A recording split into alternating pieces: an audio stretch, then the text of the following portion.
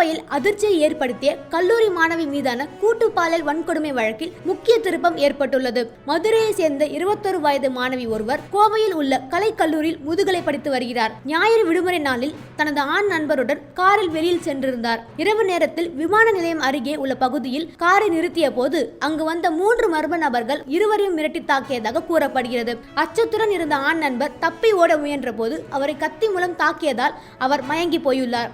பின்னர் மாணவியை புதருக்குள் இழுத்து சென்று மூவர் சேர்ந்து பாலியல் வன்கொடுமை செய்ததாக தகவல் வெளியாகியுள்ளது. அடுத்து மயக்கம் தெளிந்த ஆண் நண்பர் போலீசாருக்கு தகவல் தெரிவித்தார்.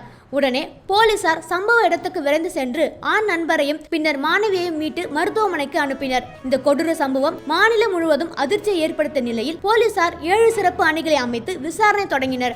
சிசிடிவி காட்சிகளும் ரகசிய தகவல்களும் அடிப்படையாக கொண்டு துடியலூர் பகுதியில் மூவரும் பதுங்கியிருப்பது கண்டறியப்பட்டது. அவர்களை பிடிக்க முயன்ற போது தவசி, கருப்பசாமி, காளீஸ்வரன் என்னும் மூவரும் காவலர்களை தாக்க முயன்றதாக கூறப்படுகிறது. இதையடுத்து காவல்துறையினர் தற்காப்புக்காக துப்பாக்கிச்சூடு நடத்தினர். மூவரும் கால்களில் குண்டு பாய்ந்து காயமடைந்தனர். பின்னர் அவர்களை கோவை அரசு மருத்துவமனைக்கு அனுப்பி வைத்தனர். ஆரம்ப விசாரணையில் மூவரும் சிவகங்கை மாவட்டத்தை சேர்ந்தவர்கள் என்றும் பல்வேறு குற்ற செயல்களில் ஈடுபட்டிருப்பதாகவும் தெரிய வந்துள்ளது. இந்த சம்பவம் கோவையில் மட்டுமல்ல தமிழகம் எங்கும் பெரும் பரபரப்பை ஏற்படுத்தியுள்ளது.